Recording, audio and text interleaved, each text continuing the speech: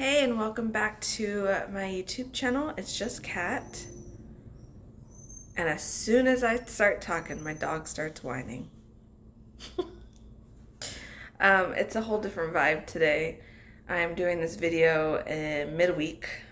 Usually I do my videos on the weekends, so I have that time to just mentally and emotionally prep. But today, it's in the middle of the week because I missed the last weekend. So here we are. It's just a whole different ball game. Going to work, coming home, cooking the dinner, cleaning the kitchen, getting the kid all situated, and then now I'm here with y'all. So, oh yeah, and look, my tree. It got decorated. It's pretty. I like it this year. Anyway. Okay, so part 2 of my bird story. If I remember, I left off telling y'all how I prayed in the shower over my belly, just giving it all to God. And it really did give me peace. When I got out of the shower, I had peace. It was definitely a feeling of whatever happens is going to happen and I'll be okay. And I truly believed that. I just didn't know how I was going to be okay, but I knew I was going to be okay, just because I had that peace beyond understanding, what the Lord promises us in His Word. So that was definitely in effect. When I got out of the shower, my ex was still excited. I was more subdued. I still had the feelings, but it was just a piece that I couldn't really put words to. I just sat in the fact that I was a mother now. Like, there was a human being in my stomach. I sat with the fact that my whole life from now until forever will never be the same. And that was a very humbling experience for me. So I definitely went to bed that day just in a surreal kind of emotion. Not confused, but at peace, but still having the feelings on both spectrums. The fear and being scared and being anxious, which is really weird because I said I just had peace, but it was just, I don't know how to explain it. And I didn't know how to explain it then, and I still don't. But I did have anxiety with all the what ifs, but I knew everything was going to be okay at the same time. I hope that makes sense. It makes sense in my head, but I hope it makes sense to y'all. Because that was what I was feeling. So I took the next couple of months, 9 months, to just focus on making sure that if nothing else went right in my life, making sure that my child that I carried was going to be healthy, that they were going to have a healthy mom, that whatever I could do in my control to make this a seamless pregnancy, I was going to do. And I did. I stopped eating like crap. I was very much, I've always been kind of like natural with just lifestyle. So I knew that I didn't want to eat bad because, obviously whatever I eat, my child eats. So, and I wanted her, this was in my head, I wanted her to have a good start to life. I didn't want her to be inundated with just processed chemicals. And it sounds so silly saying it out loud, but that was simply me being a mom of how I knew how to be a mom at that moment. Me being not necessarily, I was young, but I was also immature mentally and emotionally. So me knowing that I was a mother now, that was how I knew how to be a mother for my unborn child in that season, at that moment. So I took very much into consideration what I ate, what I drank. I didn't eat anything crappy. I mean, okay. That's a lie. Let me tell y'all. Okay. Sodas were off the table.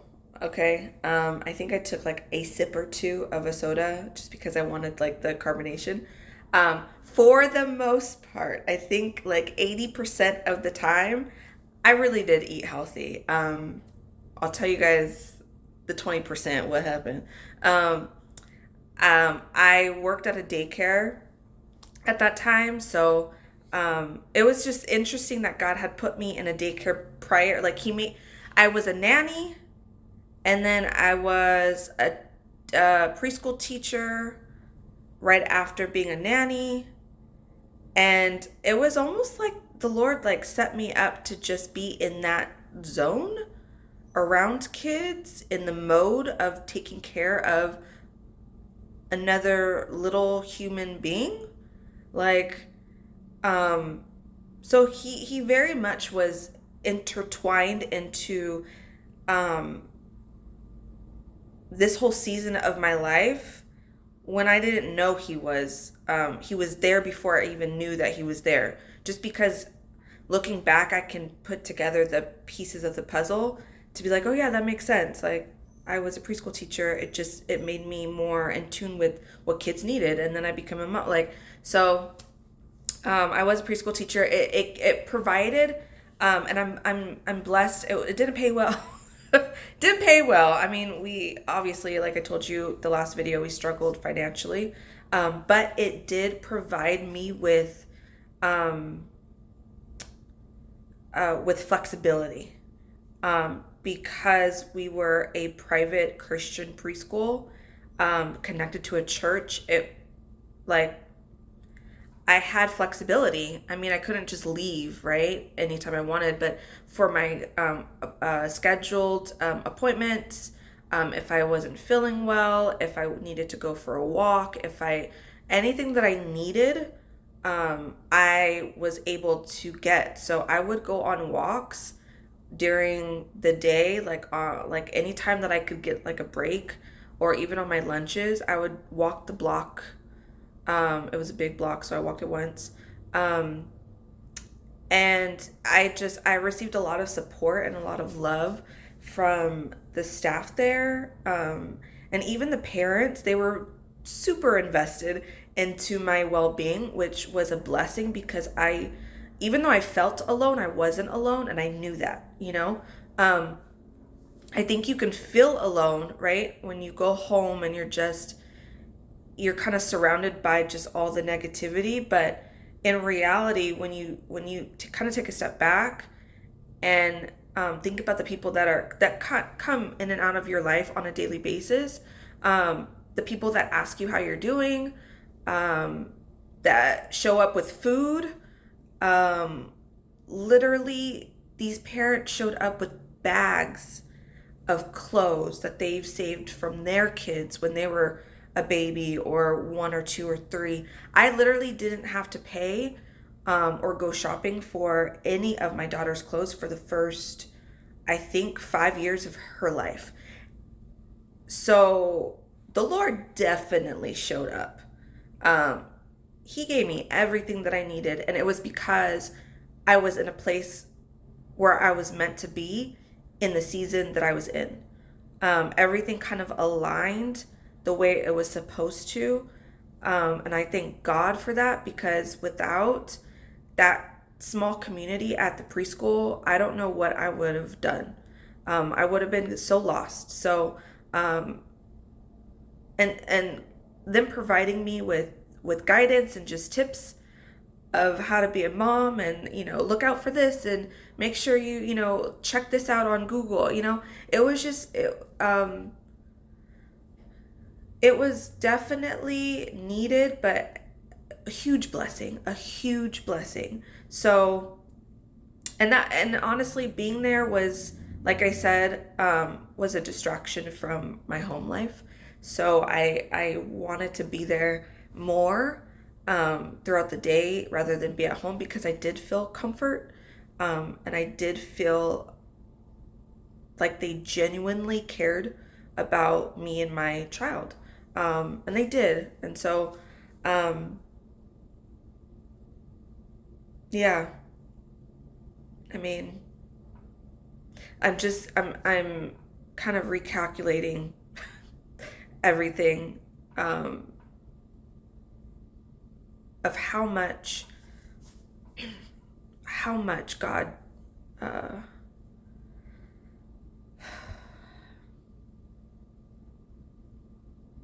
how good He is. I don't want to cry. Try not to cry. Okay, don't cry. But He's so good, you know. He just He just makes things happen. When you don't have a way, He makes a way. So that's what He did. So anyway, okay. Uh, Getting off of that topic, because yeah. So the finances were not the best, and me being I'm a planner, for the big things, especially, just wanting to know, um, sorry, wanting to know what the next step is. And I mean, that could get me into trouble, and it has, just because it kind of dives into, just um, trying to control the things around me. And, um, and in reality, I didn't have control. I didn't have control in my marriage. I didn't have control in my house. Like, I felt like I didn't have control in, my finances, or just my livelihood. But making sure that I was healthy for my child, I could control.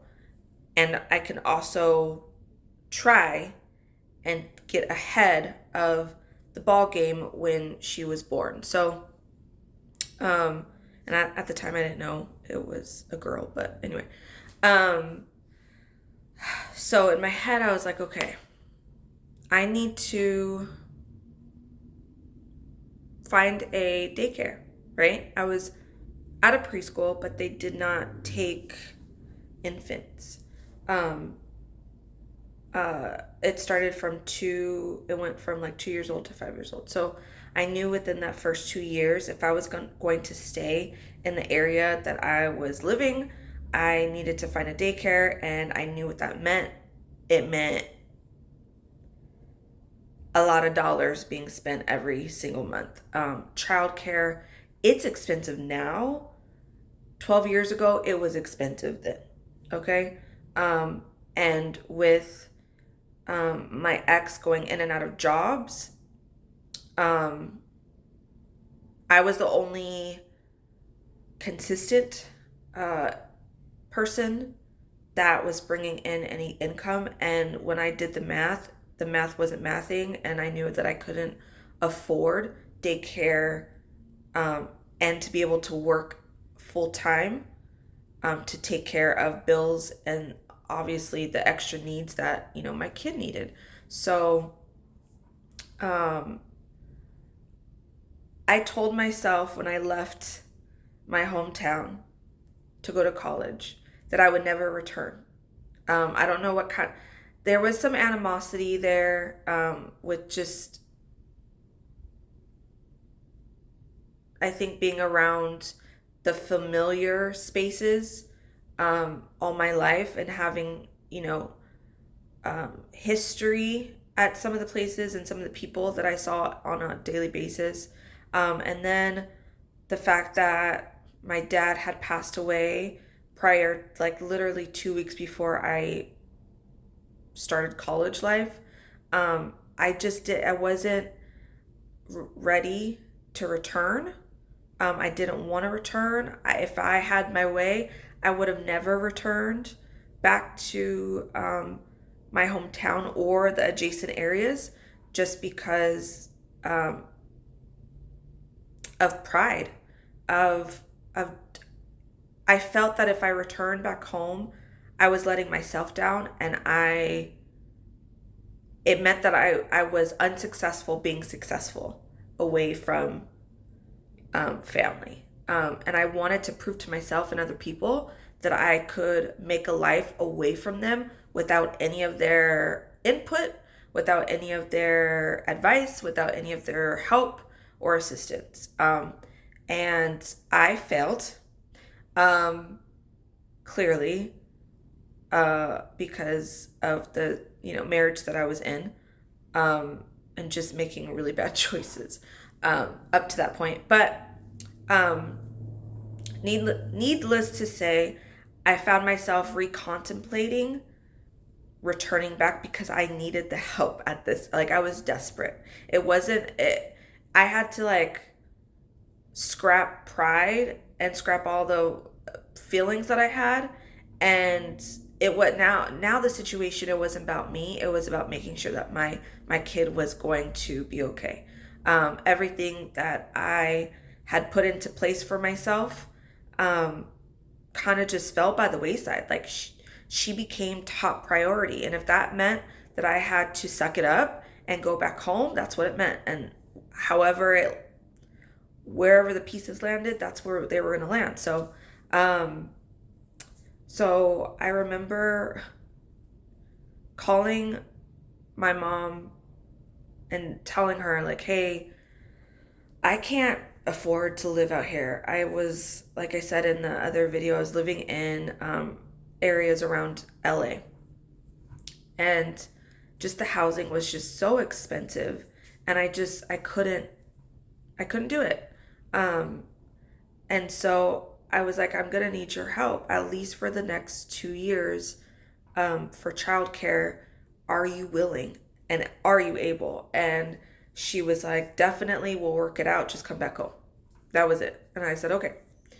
And then I reached out, me and my ex reached out to his mom, knowing that she worked night shift.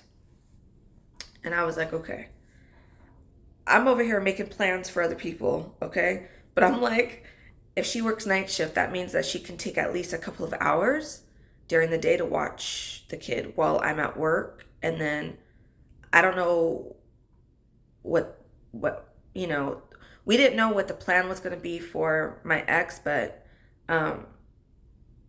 we knew that we would have to get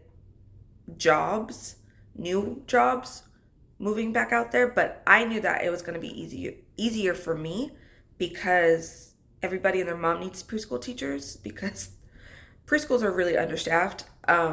So I knew that I was going to be okay getting a job. I just didn't know about him because he had prior issues on his record. So, and with the industry that he was in, like, those red flags go up immediately when they run a person's background. So I was like, okay, well, if he's not working, clearly he can watch the kid. But if he does go back to work and he does night shift or day shift, somewhere in between that, we can kind of take shifts watching the kid. So I called her and explained the situation, and she was like, done. Yes, we'll work it out. So I was like, thank you, Lord. The Lord came through once again. So it was a matter of just reaching out, looking for apartments, and disclosure, I was already looking for apartments in the area that I was living in, and I was getting closed doors left and right. Like, literally every day we were going to search for a bigger apartment because the apartment that we were in was not going to be big enough. We were in a small 1 bedroom, but technically it was the size of a studio with a wall. Okay. And I knew it wasn't gonna suit us. Um, so we were already looking for apartments, trying to make it work where we were, and it was just closed doors, one closed door after another, after another, after another. Um, and and then that's when I made the decision, like, I think we have to go back home. And I honestly felt like a spiritual pull going back home, and I felt a peace again, that peace beyond all understanding, because I felt like going back home was going to be okay. And when I called my mom and I called my mother-in-law, that was like the confirmation I needed, for them to easily say, yes, come back home or work it out, like, done, right? So the next couple of months, before giving birth, was looking for an apartment back home, starting to apply for jobs back home, and just hashing out the little details of scheduling. So fast forward, we moved back. It wasn't technically in my hometown. It was an adjacent city, but I was still close enough to family that they were easily able to, transport back and forth, between their house, their job, our apartment. So it happened the last month of my pregnancy. We got we got an approval for an apartment, and it was a pretty nice apartment. And when she said, "You're approved," I said, "Hold on." Okay, because I was used to getting no's because of credit, because of income, because of just a whole bunch of reasons. So I said, "Are you sure?" And she hesitated. I was like, "I'm asking because I've been trying to get an apartment in the area that I'm in for so long, and it's just crazy that, like, I apply one time to your apartment and within like 24 hours you're telling me that I have the apartment and I'm not even like qualified, right?" And she's like, "No, they qualified you, so do you want the unit or not?" Um and of course I took it, but that was another confirmation, and I had to talk to the Lord about it. I said, okay, sir, now I know for a fact that you're like making ways for me left and right to go back home. This is exactly where I need to be. So be it, right? And that made me feel better with going back home. So get back home. Within a month, I give birth, and I will go through that whole process. But I wanted to talk about when I was talking about the diet, the food choices. The 80% was the healthy. I was top notch.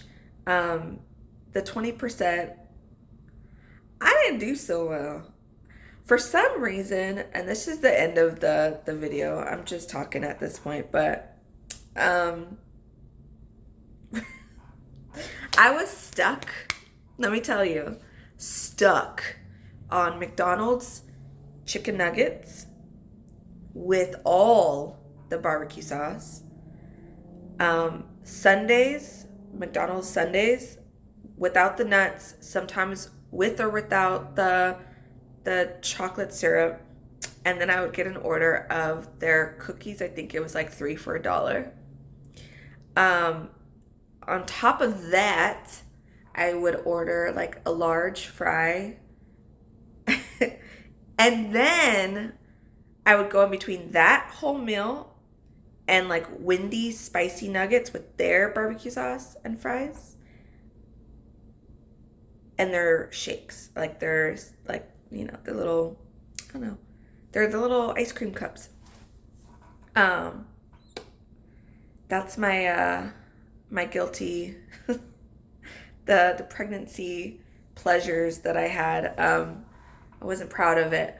I actually honestly, I did pretty good considering that I ate all that, right? And I didn't eat it every day. There was a week that I like literally ate it every day, but that was only like a week.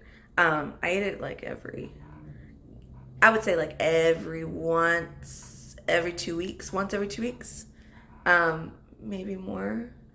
My cousin will tell you because she was the culprit. We yeah, she was the partner in crime. But from the time I got pregnant to the time I gave birth, I only gained 15 pounds. And when you look at that, I was still overweight because I was depressed. I was eating bad prior to getting pregnant. Just wasn't taking care of myself, and I gained a whole bunch of weight. I was at like 185, and mind you, I'm not knocking numbers, but I'm 4'11", okay? And I know for my personal weight loss and gain, how my body should be, that 185 wrecked me. I was so out of shape. Joints were hurting, back was hurting, everything was hurting. And then to add 15 more pounds on top of it because I had a child in me, 200 pounds on a 4'11" stature was a lot for me. If I think between like 145 and 155 is like my comfortable range where I feel healthy, no joints are hurting, and I'm able to walk upstairs without like feeling like I'm gonna die. If I was in that area, 15 pounds would have been gone, right? I mean, it wouldn't have been an issue. So now I'm just talking. What time is it? 27 minutes. I'm just talking. Okay, but I do want to end with this. If you're dealing with the what ifs now that you found yourself pregnant in a not so great situation, like I said before, God, give it to God. He will work it out. Because clearly my own example of how he put the puzzle pieces together and made a way for me and kind of lit the path of like where I need to move to, and then opened up all these doors when I was getting closed doors left and right where I was. He was very much in the plan. And then when I look back into how much support I was getting that I didn't know that I really had until I really needed it, and it just showed up, through the parents that I was working with, and the teachers and the staff, and then even the church itself. They were all in with making sure that I was okay. God can do it.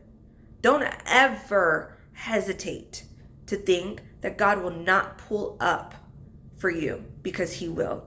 He cares for you. You gotta just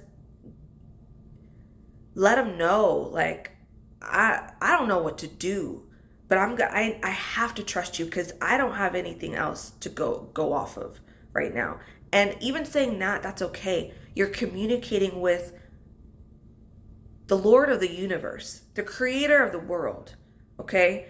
And he knows exactly what you're going through. He knows what's in your heart, the thoughts that you're thinking. He knows your past. He knows all your dark secrets, okay? But he's still ready and willing to take you in, to love you, and to do right by you and be consistent and faithful in it. And that he definitely showed me how much he loved me and how much he loved my child, because he wasted no time to show up for me. And in that season too, I spent more time with the Lord. I think that was my first time that I had just sat at his feet because I didn't find peace anywhere else besides at his feet. And so I would crawl into bed, get my journal, get my Bible, and just read, journal, sit in silence, pray, talk to him, talk about my day, talk about my feelings, talk about, I hope my child becomes this, and I hope, what is their name? Like, is it a boy or a girl? Like, I literally had legit conversations with the Lord, just like it was like my best friend sitting in front of me. And that honestly gave me like an opportunity to just shut out the world and really focus on what was most important in those moments. And he didn't like tell me certain things, and maybe he was talking because he's always talking. I just wasn't listening in that type of way. He showed me, he opened doors, like physical, real ways. He showed me which way to go. But the one thing that I love most about the Lord is that he knows when to just sit with you and let you talk, or just sit with you in silence and just be with you. Like, the presence of the Lord is so real. And I just hope that if you're in a situation that you just honestly don't know how to get yourself out of, or you want your situation to be better, sometimes it just takes inviting the presence of the Lord in where you are, into your home, into your room, into your car, and just sitting with him and letting him just love on you. Sometimes that's all it takes. So I just encourage you to not give up. Not give up. Don't give up. The Lord is with you. He sees you. He sees everything, every little thing he sees, and he cares so deeply for you. So, all right, that's it. Part 2 is done. It's almost my bedtime, and I'm feeling it because I'm just talking at this point. I'm talking. Yeah. So follow me, subscribe for part 3, and go back to part 1 because this will all make sense if you watch part 1. But part 3 is coming in the next couple of days, so to be continued, right? So thank you guys for all your support, by the way. I've been getting comments and just encouragement about my videos. I know that's a little different with it being unscripted and unedited. You kind of, with social media being edited so well, having clips and clips of videos being like sewn together, it sometimes I felt weird about doing this and not editing it, but it's natural. I think we need to come back to what's natural, and just talking to people without having to edit, I think is natural. So, and that's what the Lord told me to do. So I hope you guys like these videos. Let me know, please. I know I get encouragement, but let me know if you're enjoying these videos, if you want me to talk about a certain topic, let me know. And then feel free to comment on these videos. We can have a dialogue. I'm here. I'm here. So, all right. Good night, because it's about almost 10:30 here in California. And I hope you guys have a wonderful, what's today? A wonderful Wednesday or Thursday. Wednesday. That's tomorrow. Okay. Let me go to bed. Bye.